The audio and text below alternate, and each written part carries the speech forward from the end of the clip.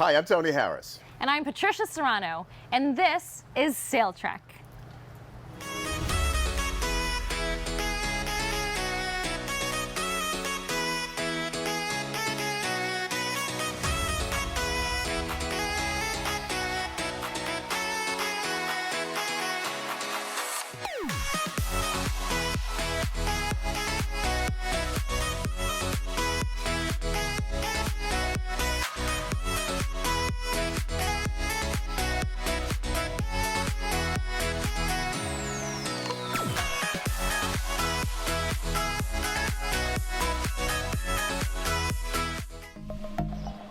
We're aboard our magnificent tall ship, the Starflyer, a connection to an earlier time when tall ships ruled the seas.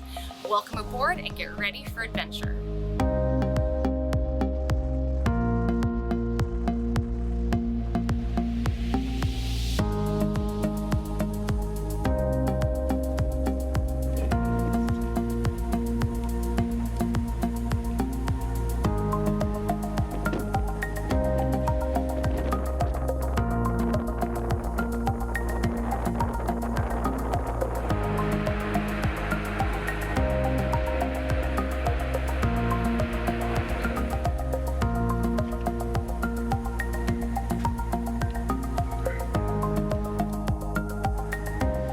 As soon as I finished school, I had a different dream, not a sea, because I was born on the big river, which is called Yuzhny Bug. It's in Ukraine, south part of Ukraine, in Nikolaev, and then I was wandering a little bit different way then. But then suddenly, yeah, I cannot do this, and then my friend, he came to me and asked me to go to Marine Academy. I say, come on, I never been at sea. I don't know even how it looks like. Well, okay, the river is a river, but he said, okay, let's go just to have fun. Okay, let's go. So we went. I passed all the exams. He failed. Unfortunately, yes, it was his dream, but he failed. So then I graduate academy and I start on the sailing training ship Tovarish, which is first name Gorfok 1. Yeah, and I see I like it, and then you see it's already 40 years and I'm still sailing. Stand by sails. Stand by sails. Stand by motoring ticket.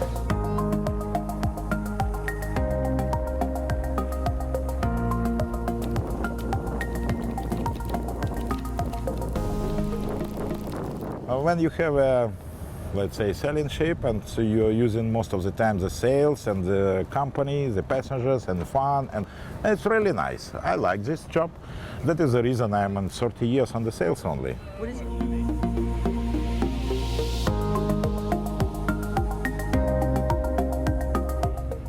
I was always interested in the world. I was always interested in traveling. And I was lucky that my parents were traveling with me and my brothers since we were small kids. And that probably made me to see always more, right? Going wider and further away from my home.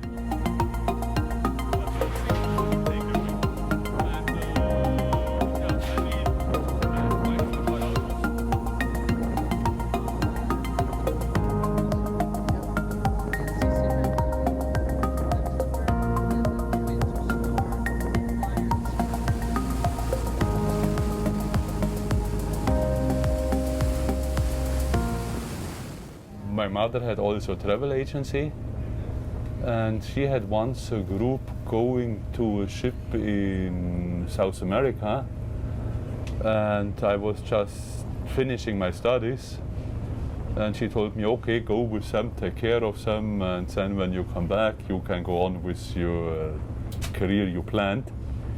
But I enjoyed it so much, and I talked the people on the ship into it to keep me on board until the ship was getting back to Europe.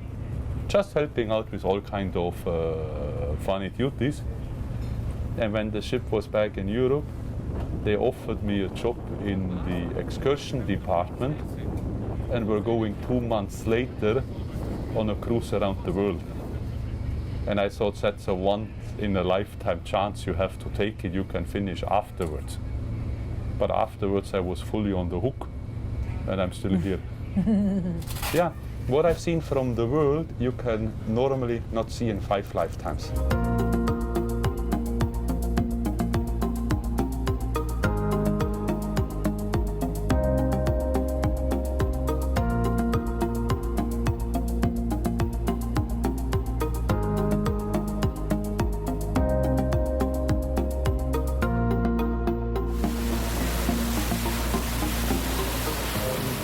For me, the nicest part is always in the evening when we are leaving, when we are setting sail, when we are going towards sunset. It's always amazing again when the sails are going up, when you are leaving the harbor, when you go into the open sea again. The nicest time for me on the ship, generally speaking, are not the days in the port. These are the days at sea. Also the best voyages these ships are doing, in my opinion, ocean crossings. Then you get an understanding for the ship. Then you become part of the ship. You need 4, 5, 6, 7 days at sea to really become part of it. The ports, they're just a little bit the glazing on the cake, right? But to understand the tall ship, you should spend time at sea, not every day in the port.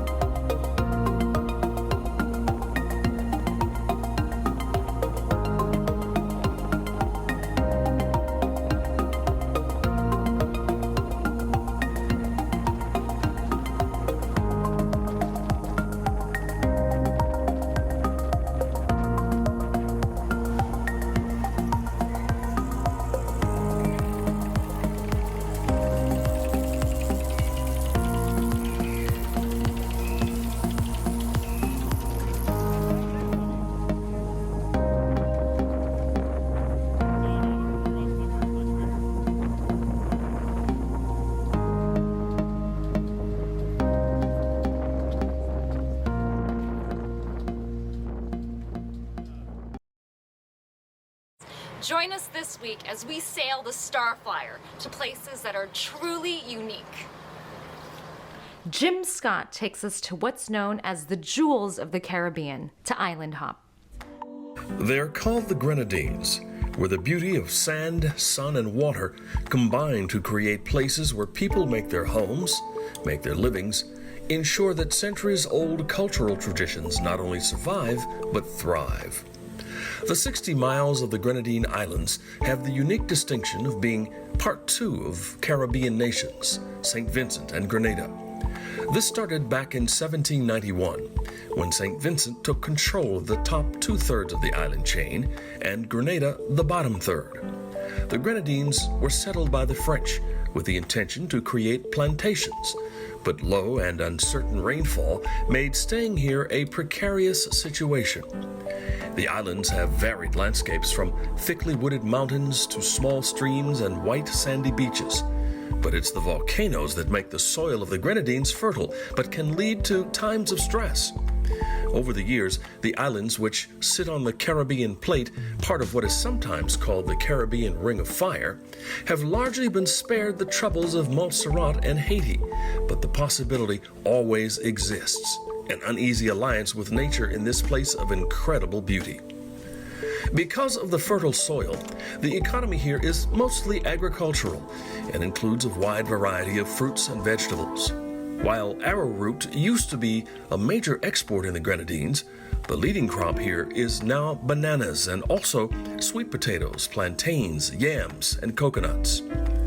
The fishing industry also flourishes with major exports going to other Caribbean islands and the United States. But it's tourism, of course, that thrives on these beauty-filled beaches, the clear water, and of course, the cultural experiences at your fingertips. And what about the people of the Grenadines? Why, besides the beauty, do they make their lives here? A lot of it is in history. Their families were original settlers, founders, farmers, and slaves. 2/3 of the people who live here are direct descendants of the African slaves that were first brought to the sugar plantations of the Grenadines. Religion is also important to these residents. More than half are Protestant, their beliefs apparent in the serene churches you can visit on the islands. No matter where you are in the Grenadines, it's easy to see the history, culture, and stunning beauty that surrounds you.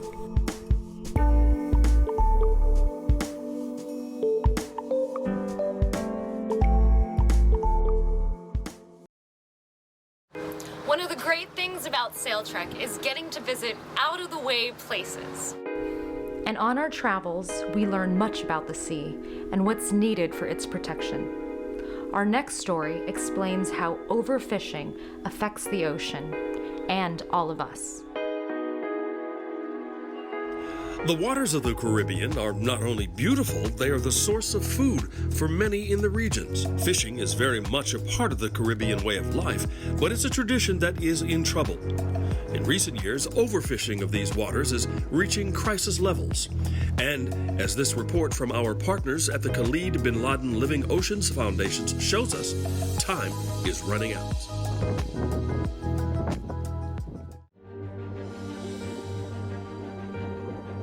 The world's oceans are the biggest source of food for the whole planet. Almost 35% of the world's population gets most of their protein from ocean animals.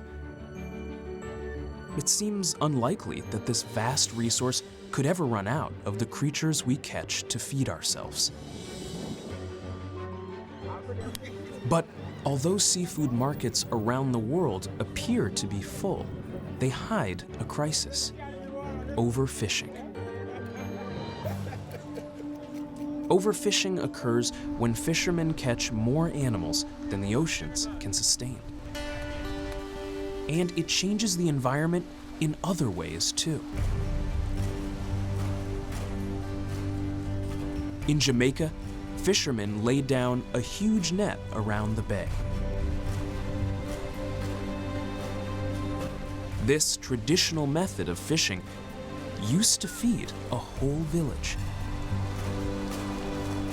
But now, because of overfishing, there are fewer fish, and those remaining are smaller. When I came here about 15 years ago, I used to see fish all around the quay. Fish, big parrot, big snappers, big groupers. But not anymore. And having only small fish in the oceans causes big problems. Small fish produce fewer eggs. That makes it hard for fish populations to grow. And small fish are more likely to have small offspring. So fish size cannot increase either.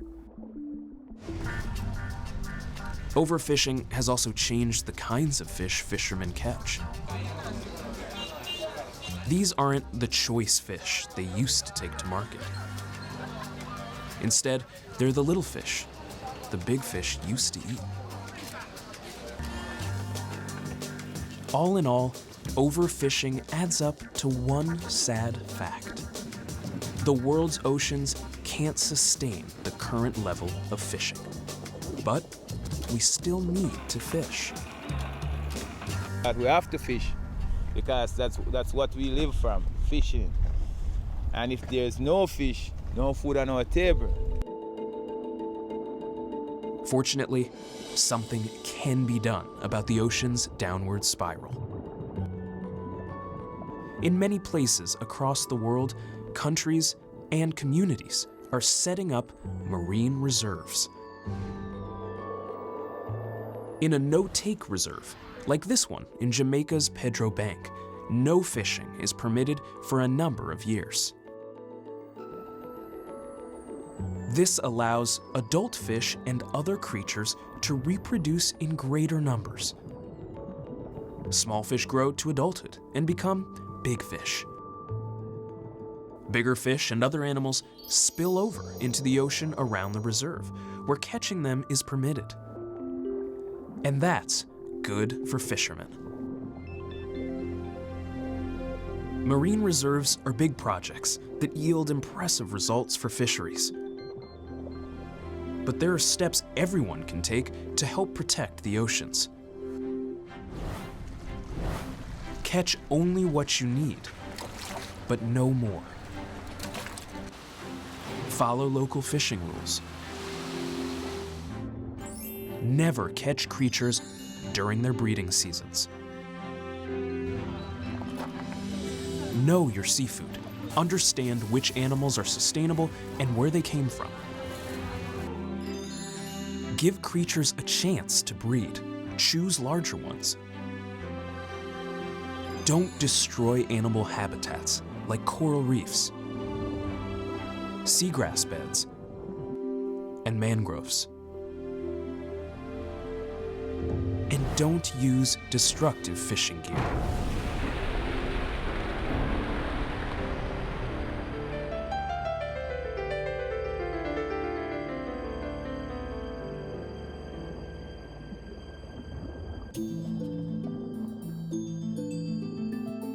Overfishing has taken a heavy toll on all the animals we catch to eat.